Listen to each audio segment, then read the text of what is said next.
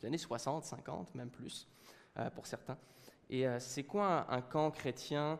Le but, en fait, de ces camps-là, des camps qui ont été créés pour être un lieu de ressources pour des familles chrétiennes, et là, des camps qui ont été créés aussi pour être une opportunité à des enfants d'entendre parler de Jésus. Et ces deux camps-là ont été créés vraiment avec cette mission-là. Donc c'est des camps où une bonne partie, je dirais 50% des jeunes ne viennent pas de milieu chrétien. Et c'est vraiment une belle opportunité pour toute personne de s'investir dans ce milieu-là durant l'été. Et nous, ici à EBS, on a la famille Brochu qui est investie au camp Parkside, donc Étienne et toute sa famille, et d'autres personnes aussi dans l'Assemblée qui sont membres ici, qui sont impliqués. Et c'est tellement beau, c'est drainant, je tiens à vous dire, parce qu'on passe une semaine, moi c'est une semaine, il y en a, ils passent leur été entier là. Pas beaucoup de sommeil, oh merci, pas beaucoup de sommeil, et pas beaucoup de sommeil. J'essaie de trouver autre chose qui m'avait marqué à part le manque de sommeil.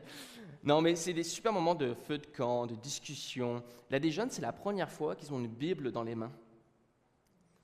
C'est la première fois qu'ils entendent parler que Dieu existe. C'est gros, c'est tellement important, puis c'est beau à voir. Donc, je vous encourage à prier pour la famille Brochu, puis d'autres personnes qui s'investissent dans les camps, que ce soit ceux dans notre région ou ailleurs au Québec. C'est un travail, on prépare un éveil spirituel pour plusieurs personnes avec ces camps-là. Donc, je vous encourage à prier pour eux et à vous investir, si jamais vous avez du temps et de l'énergie, avec ces deux camps-là qui sont vraiment proches de chez nous. Ils sont à même pas 1 heure de route de EBES. Mais ce matin, je ne suis pas venu vous parler des camps, je suis venu vous parler de la parole de Dieu. Et on va faire une mini-série. Donc, l'avantage d'être mis proche dans l'horaire, c'est que je peux faire une sorte de mini-série à la place de faire des hors-séries durant l'été. Et on va faire Malachie. Pourquoi Malachie? C'est très simple. C'est 3 chapitres. Et c'était moi ce dimanche. La semaine prochaine, c'était Timothée. Et dans 2 semaines, c'est moi encore. Je me suis dit, un livre avec 3 chapitres, ça se fait bien, n'est-ce pas? Oui. Il y en a, ils ne sont pas convaincus. Et le titre, c'est « Un amour méprisé ». Et c'est ça que vous allez découvrir les 3 prochains dimanches. Ce dimanche et les 2 prochains, on va voir, c'est Dieu qui parle au peuple à travers le prophète Malachie. Et on voit qu'il ressent, parce que Dieu aussi a des émotions, un mépris envers son amour, un mépris envers l'alliance qu'il a fait avec son peuple. Et nous allons explorer chapitre par chapitre qu'est-ce qui se passe. Et ce matin, on va regarder au chapitre 1 ensemble. Comment fonctionne le livre? C'est une série de dialogues. Donc, c'est-à-dire que c'est un dialogue en forme de débat où le prophète va dire quelque chose, probablement selon les spécialistes, des dictons ou une pensée populaire de l'époque, qu'il va dire. Et après, il va dire qu'est-ce que Dieu répond. Donc, si vous êtes un peu perdu quand le lit à haute voix, prenez le temps de relire le texte calmement et de noter la différence de c'est qui parle. Donc, c'est un dialogue entre Dieu et les demandes de son peuple. Ce texte, c'est le dernier livre de l'Ancien Testament. Il y a environ 400 ans qu'il sépare de Jésus. C'est un texte qui se passe au retour de l'exil. Donc, c'est-à-dire qu'Israël, pour ceux qui connaissent un peu l'histoire biblique, donc descendent d'Abraham, Isaac et Jacob, après vont vivre en captivité en Égypte, vont aller à la terre promise avec Moïse puis Josué, vont s'établir en Israël, et ils vont vivre différents moments dans leur histoire, dont un moment très fatidique où les Babyloniens vont venir, donc un autre peuple, va venir les attaquer et va déporter une grande partie de la population. Ils vont vivre la captivité babylonienne, qu'on appelle, et ils vont être là-bas pendant un certain temps, environ 1 ou 2 générations. Et après, cet empire-là va s'effondrer, les Perses vont venir, donc les ancêtres des Iraniens, et ils vont faire un deal, ils vont permettre aux Juifs de revenir s'établir dans leur terre. Ça, c'est le contexte de Malachie. Ça se passe en même temps que le livre de Esdras et Néhémie, si vous êtes familiers. Et en fait, ils ont commencé à rebâtir leur société. Pour plusieurs, ils ne faisaient pas partie de la génération qui connaissait ces terres. Je ne sais pas pour vous, si vous avez déjà visité des terres de vos ancêtres, vous avez peut-être un petit sentiment de comme « Ah, c'est cool, je connais des histoires où mon ancêtre a déjà marché dans telle rue, s'est déjà assis dans tel restaurant. » mais c'est quand même de l'inconnu. Et si vous décidez de vous installer dans cette terre, vous allez devoir tout bâtir. Donc ceux qui ont remarqué, mon nom de famille, c'est Messina, c'est italien, je ne parle pas italien. Si je voulais aller dans la terre de mes ancêtres, j'irais en Calabre, en Italie du Sud, et je vous garantis, je serais perdu. Je n'arriverais même pas à retrouver le terrain de mes ancêtres, c'est garanti. Donc c'est un peuple désorienté qui essaie de reconstruire sa vie, qui essaie de reconstruire sa foi. Car ils n'ont pas perdu leur foi, ils l'ont gardée, certains d'entre eux, malgré la captivité à Babylone. Mais quand on garde notre foi et qu'on vit beaucoup d'adversités, qu'on est déboussolé et autres, il peut nous arriver différentes tangentes. Et le titre de ce matin, c'est quand notre foi devient culturelle. Donc c'est un peu un avertissement, le chapitre 1 de la part de Malachie pour nous ce matin. Ce chapitre nous montre le danger de l'apparence religieuse, la pratique sans une foi vivante, qui va mener au compromis et éventuellement même à être rejeté de Dieu. Et ce qu'on va faire ensemble, c'est qu'on va étudier certaines sections du texte que Prosper nous a lu ce matin. Donc, si vous voulez reprendre, si vous avez une Bible avec vous et tournez dans Malachie, moi je vous préviens, je suis le type de prédicateur que son texte principal ne figure jamais sur le PowerPoint. Comme ça, on va tous amener notre Bible ensemble, puis on va apprendre à la chercher ensemble. Puis pourquoi je fais ça, c'est j'ai passé 6 ans dans le ministère jeunesse auprès des jeunes, et peut-être les générations plus âgées, vous avez l'habitude de chercher dans la parole de Dieu, mais nous les jeunes, avec la technologie, on n'est plus du tout habitués à chercher dans la parole. Donc moi j'aime ça avoir une copie papier, là, éviter la distraction, car si je prends mon téléphone, même si c'est hyper intéressant, je vous dis en 5 minutes, je suis ramassé sur Facebook, à répondre à un message en même temps que lire la parole. Donc j'aime bien avoir une copie papier avec moi. D'autres versets qui sont secondaires au message vont être mis, affichés sur le PowerPoint, pour pas qu'on ait à chaque fois à chercher sans arrêt. Mais si vous voulez tourner avec moi dans Malachie 1, je vais juste vous relire les 2 premiers versets. Alors, ça nous dit, dans second 21. Message, parole de l'Éternel adressée à Israël par l'intermédiaire de Malachie. Je vous ai aimé, dit l'Éternel, et vous dites, en quoi nous as-tu aimés ? Ésaü n'est-il pas le frère de Jacob, déclare l'Éternel. Cependant, j'ai aimé Jacob. Ça commence tout de suite avec Israël qui se pose la question, est-ce que tu nous as réellement aimés, Dieu ? Et Dieu qui leur répond qu'il les aime, parce qu'il les a choisis. Il faut se mettre à la place quand même d'Israël. Aujourd'hui, avec l'histoire, on peut voir aussi qu'ils ont vécu d'autres traumatismes historiques, mais c'est un peuple qui en a vécu des affaires. Ils se sont fait mettre en esclavage, ils se sont fait déporter, ils ont vécu tout type de guerre, tout type d'épreuves. Et face aux circonstances, il peut être normal de se poser la question, Dieu, est-ce que tu m'aimes vraiment ? Et certains d'entre nous, on a ça, on va affronter des épreuves, mais on va les collectionner même les épreuves. On en a fini une et 2 semaines plus tard, une autre arrive. Et on peut être dans cette situation et se dire, Dieu, est-ce que tu m'aimes ? Et Dieu lui répond à Israël, je vous aime, je vous ai même choisi. Parce que Dieu a choisi leur ancêtre Jacob pour faire une alliance avec lui. Aimer, c'est choisir. C'est oui, l'émotion. On me souvient quand j'ai vu Alana au début, oui, j'avais de l'émotion, on avait un intérêt, on s'est fréquentés. Mais par-delà, juste l'intérêt puis les émotions qu'il peut avoir, au bout d'un moment, il a une décision à prendre. Parce que aimer égale petit à petit à un engagement. Donc Dieu a choisi ce peuple. Mais ce peuple a vécu beaucoup de traumatismes. Mais aujourd'hui, avec l'histoire, on peut dire Israël ethnique, donc la nation d'Israël, c'est un miracle historique qu'ils existent encore. Si on regarde tout ce qu'ils ont vécu à travers l'histoire, là, c'est impressionnant. Ils ont gardé leur langue, ils ont gardé une partie de leur culture, même s'ils étaient dispersés à travers les siècles, sur plusieurs continents. Il y a quelque chose de spécial. Donc Dieu dit au début, je vous aime. Mais qu'est-ce qui se passe après ? Si on continue à lire au versets 3 et 4, il dit « Et j'ai détesté Ésaü, j'ai livré ses montagnes à la dévastation, son héritage au chacal du désert. Si Édom prétend, nous sommes détruits, mais nous relèverons les ruines. Voici ce que dit l'Éternel, le Maître de l'univers, qu'ils construisent, je démolirai, et on les appellera pays de la méchanceté, peuple contre lequel l'Éternel est irrité pour toujours. » Très sévère. Très, très sévère, ce qu'on peut lire, même le mot « haïr » dans nos traductions. Donc, on pourrait quand même le traduire que Dieu a rejeté Ésaü. Il a choisi de ne pas aimer Ésaü, il a choisi d'aimer Jacob. Pour ceux qui sont familiers avec l'histoire biblique, Ésaü et Jacob sont les fils d'Isaac. Leur histoire est dans le livre de Genèse.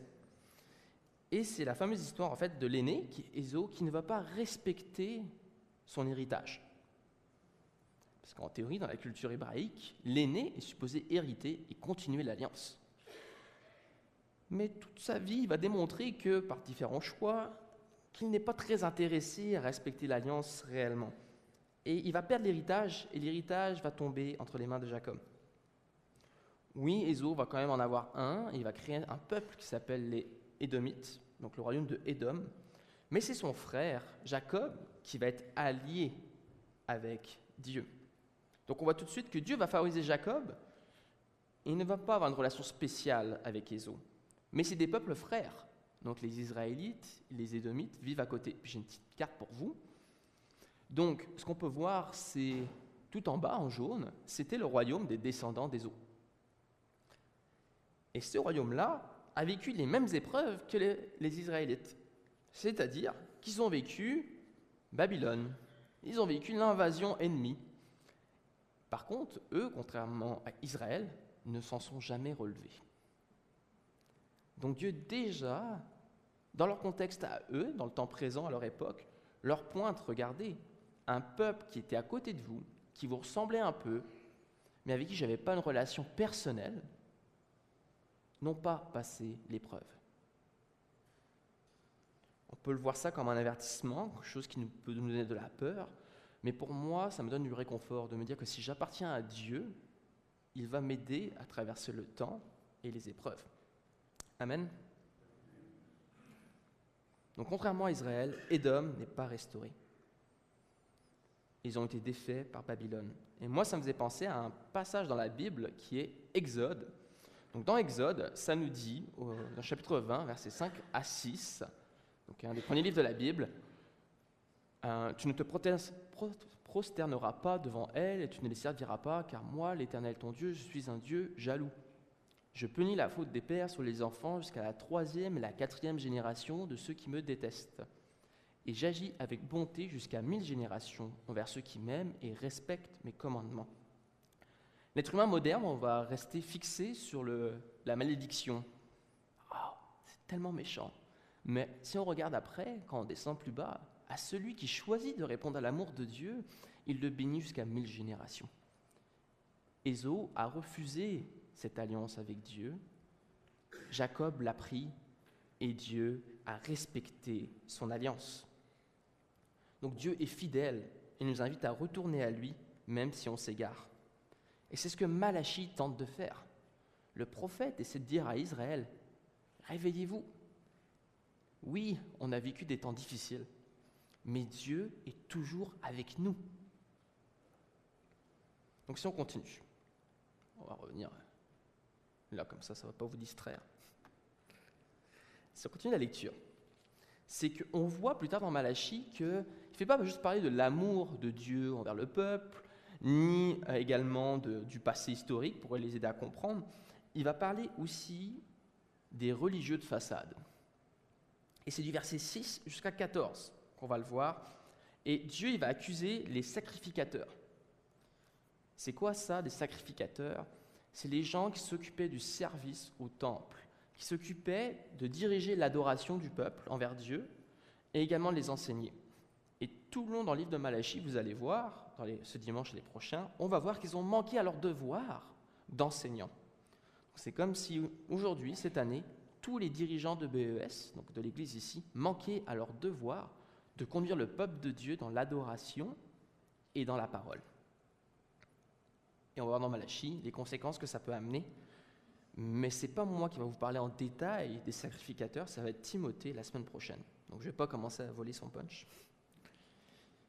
Mais quand on regarde, ce n'est pas juste les dirigeants qui ont manqué à leur devoir. tout le peuple a manqué à leur devoir. Car si on est chrétien, on est responsable devant Dieu aussi pour nous individuellement. Si vous êtes membre de votre Église, vous êtes responsable pour la santé de votre Église, pas juste vos pasteurs. Vous êtes responsable de même reprendre vos pasteurs s'ils s'égarent. En tout cas, c'est ma compréhension des Écritures. Mais si on relit les versets 6 à 14 ensemble, on va continuer à voir ce que Dieu veut dire à son peuple. Donc lisons ensemble. Verset 6, Malachie chapitre 1. Un fils honore son père et un serviteur son maître. Si je suis père, où est l'honneur qui me revient? Si je suis maître, où est la crainte qui m'est due? Dit l'Éternel, le maître de l'univers. À vous, les prêtres, qui méprisez mon nom et qui dites « En quoi avons-nous méprisé ton nom ?» Vous offrez sur mon autel des aliments impurs et vous dites « En quoi t'avons-nous souillé ?» C'est en disant « La table de l'Éternel est dérisoire. » Quand vous offrez en sacrifice une bête aveugle, n'est-ce pas mal? Quand vous offrez une bête boiteuse ou malade, n'est-ce pas mal? Offre-la donc à ton gouverneur. Te recevra-t-il bien? Te fera-t-il bon accueil? Dit l'Éternel, le maître de l'univers. Et maintenant, priez Dieu pour qu'il ait pitié de nous. C'est de vous que cela vient. Vous recevra-t-il favorablement? Dit l'Éternel, le maître de l'univers. Lequel de vous fermera les portes pour que vous n'allumiez plus inutilement le feu sur mon autel? Je ne prends aucun plaisir en vous, dit l'Éternel, le maître de l'univers, et je n'accepte pas les offrandes de votre main. En effet, du soleil levant au soleil couchant, mon nom est grand parmi les nations, et partout où on fait brûler de l'encens en l'honneur de mon nom, on présente des offrandes pures. Oui, mon nom est grand parmi les nations, dit l'Éternel, le maître de l'univers. Mais vous, vous le déshonorez en déclarant « La table de l'Éternel est souillée, et ce qu'elle rapporte est une nourriture dérisoire. » Vous dites « Quel ennui !» et vous la dédaignez, dit l'Éternel, le maître de l'univers. Cependant, vous amenez des bêtes volées, boiteuses ou malades. Voilà les offrandes que vous faites.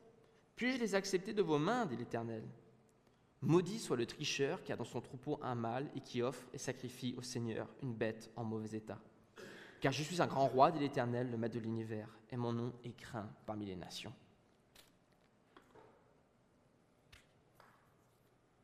Beaucoup de stock. Au verset 6, on a Dieu qui nous dit qu'il ne se sent pas respecté comme père. On a des papas dans la salle ici. J'imagine que ça vous est déjà arrivé de ne pas vous sentir respecté en tant que père. Il y en a, vous êtes peut-être chef d'entreprise, dirigeant, leader. Ça vous est déjà arrivé aussi de vous sentir pas respecté en tant que maître, responsable de quelque chose. Et le non-respect montre le mépris que le peuple a envers Dieu. Si vous remarquez dans le dialogue, Dieu rappelle tout le temps son identité en dialogue avec eux. Je suis le maître de l'univers. Et eux choisissent de ne pas le respecter. Et Timothée va en parler un peu la semaine prochaine, mais si vous êtes curieux de savoir c'est quoi qu'ils devaient faire dans les sacrifices, vous pouvez aller lire dans le livre de Lévitique, et vous verrez, c'est décrit les attentes que Dieu avait envers les prêtres et Israël. C'est pas comme s'ils ne savaient pas. Ils ont choisi de le faire à moitié. C'est pire. Aujourd'hui, on n'a pas de sacrifice animal à faire à Dieu. Nous, on est sous la nouvelle alliance. On est l'Israël spirituel. Mais notre obéissance et adoration sont ce que Dieu cherche et désire. Ça démontre si oui ou non on respecte Dieu comme Père et comme Maître. Si on regarde dans Romains 12, verset 1, alors c'est Paul qui parle aux chrétiens de Rome, il leur dit « Je vous encourage donc, frères et sœurs, par les compassions de Dieu, à offrir votre corps comme un sacrifice vivant, saint, donc mis à part, et agréable à Dieu. Ce sera de votre part un culte raisonnable. »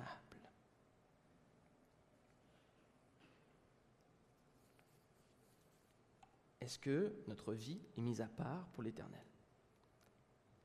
La parole nous le dit, si on se met à part pour lui, ça lui est agréable. Au verset 8, dans Malachie, chapitre 1, Dieu est mécontent du travail bâclé. Je ne pense pas que c'est une expression québécoise, un travail bâclé, mais c'est boboche. Ça c'est une expression québécoise. C'est boboche comme travail, ok?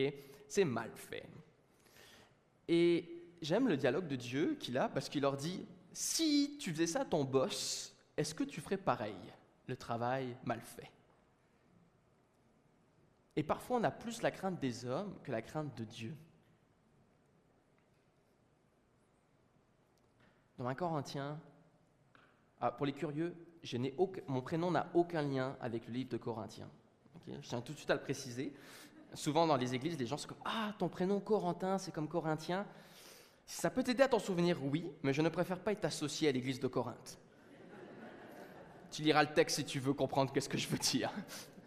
Mais Paul dit aux Corinthiens, « Ainsi donc, que vous mangiez, que vous buviez ou quoi que vous fassiez, faites tout pour la gloire de Dieu. » Vous savez, une des raisons pourquoi certains pays en Occident sont développés plus rapidement que d'autres, c'était aussi par rapport à leur foi.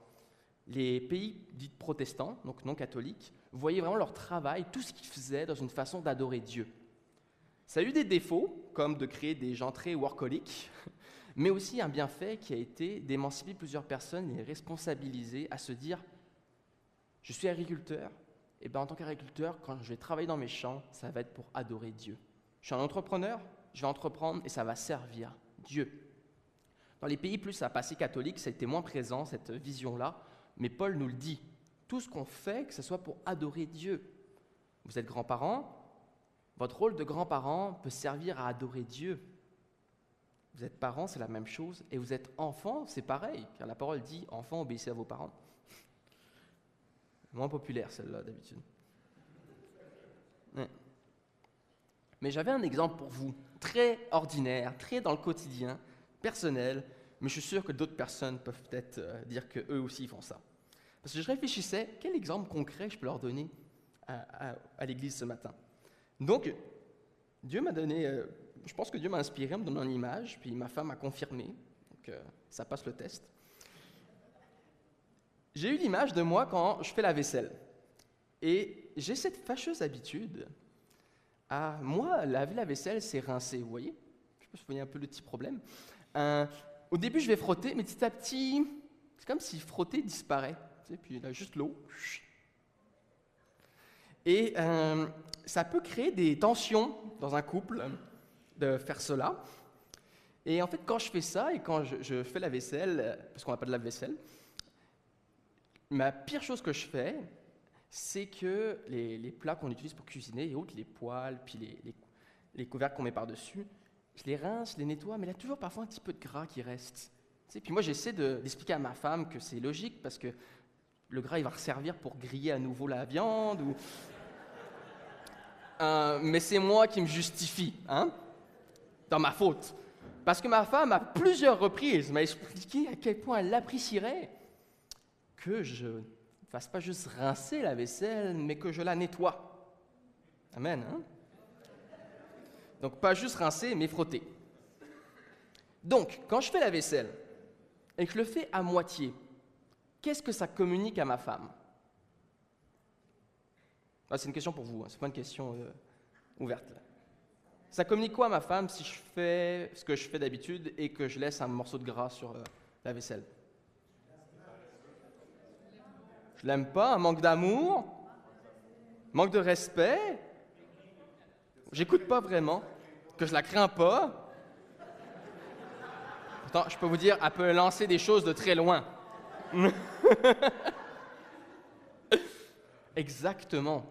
Mais vous voyez, cet exemple banal dans un couple, que ma femme me communique qu'elle apprécierait que je nettoie juste mieux la vaisselle, ce qui est une bonne chose d'ailleurs. Et si je ne l'écoute pas, si je m'en fiche, si j'essaie de me justifier, à elle, ça va lui communiquer que je ne l'aime pas vraiment, que je ne la respecte pas vraiment, ou que je ne l'écoute pas, tout simplement. Pourquoi quand c'est facile pour nous de comprendre ça dans un couple, pourquoi c'est difficile de le comprendre entre nous et Dieu? C'est la même logique. Dieu veut une relation personnelle avec nous. Et je peux vous dire, s'il me demande de faire la vaisselle et de la frotter, la vaisselle. Mais vous inquiétez pas, j'ai changé. Je suis un homme repentant. Et 9 fois sur 10, je pense que maintenant je le fais. C'est vrai? Ouais, elle confirme 9 fois sur 10. Vous voyez, je suis toujours pécheur. Mais c'est pareil avec Dieu. Dieu veut qu'on lui donne le meilleur. Puis, c'est clair qu'on n'arrivera jamais à 100%.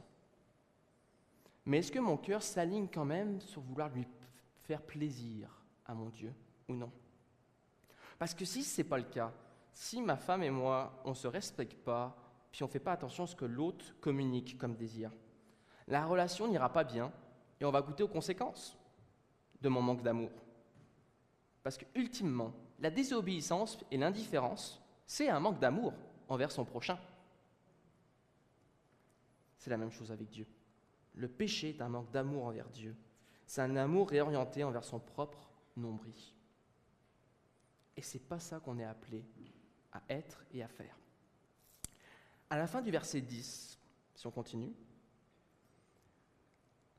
le peuple sert tellement mal Dieu, ils font tellement à moitié, que Dieu leur dit que ce serait même mieux qu'ils fassent rien. Dans les passages, il dit même que ce serait mieux qu'ils ferment la porte du temple. Fermez l'église. Vous faites trop n'importe quoi. Dieu refuse un cadeau de ses enfants, parce que l'adoration et l'obéissance, c'est un cadeau aussi, vu que c'est une marque d'amour, d'affection, de respect. Mais pour Dieu, l'obéissance à moitié, l'amour à moitié, c'est trompeur. Dans un couple, l'amour à moitié et le respect à moitié, c'est toxique.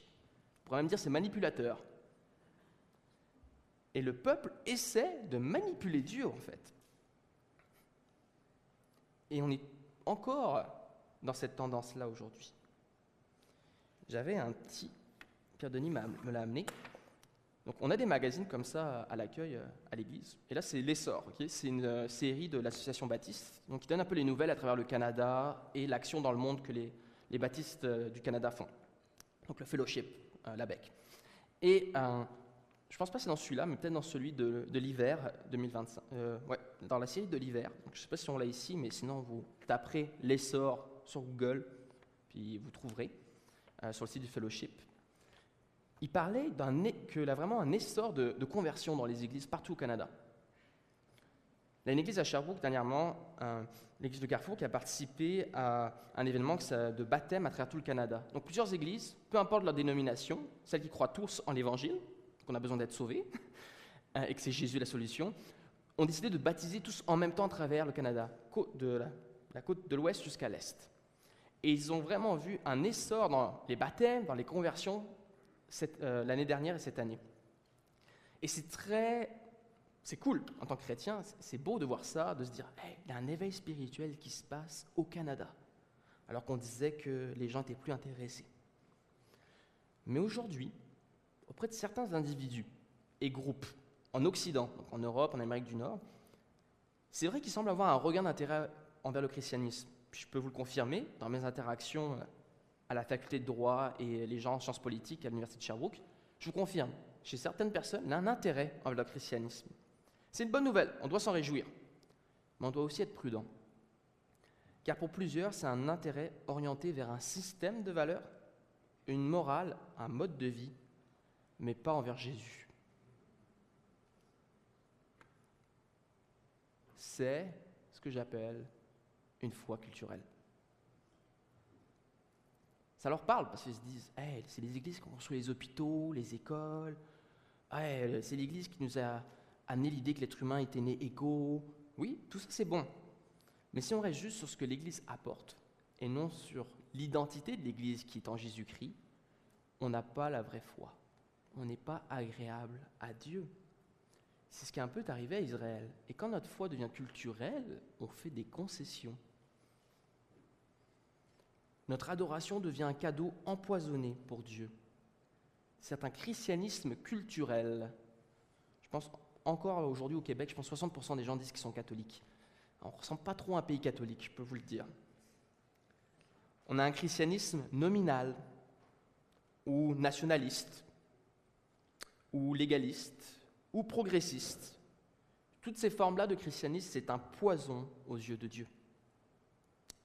Puis j'avais une petite phrase pour ceux qui prennent des notes. Quand notre foi devient culturelle, on est plus amoureux d'un mode de vie que de la vérité. Je peux être victime de ça moi aussi, vous aussi, même sans s'en rendre compte. Surtout aujourd'hui avec les politiques qui créent des clivages, où de plus en plus, on va se mettre dans un coin, on va voir avec méfiance l'autre. Le chrétien est dans le danger de tomber là-dedans. Parce que mes amis, ici, on est à Babylone. On n'est pas dans notre terre à nous. La terre du chrétien, c'est le royaume des cieux. Gardons ça en tête pour nous mettre à l'abri de tomber dans un christianisme dénué de toute puissance. Également, plus concret, on peut être un membre actif de l'Église et tomber dans ce type-là, être plus amoureux de BES que de l'Évangile. Et ça peut nous mener également à une mort spirituelle, à un orgueil aussi également, qui peut devenir un piège pour nous et notre Église. Ce que Dieu veut qu'on développe, c'est un esprit d'humilité et de service et de charité. Mais ça, c'est constamment quand on regarde à Jésus. Amen. En d'autres mots, si ça nous arrive, c'est qu'on a oublié la dette qu'on a envers Jésus-Christ. Qu'on est enfant de Dieu, qu'on lui appartient et que notre liberté, on la doit qu'à lui. Je vais voir combien de temps il nous reste ensemble. Ok, parfait. Donc, si on finit le dialogue de Dieu dans le chapitre 1 de Malachie, il va même dire, entre le verset 11 à 16, qu'il est mieux respecté et adoré par des non-juifs. Vous vous rendez compte comment ça faisait scandale à l'époque? Même s'il le faisait à moitié, il se disait quand même, c'est nous le peuple de Dieu.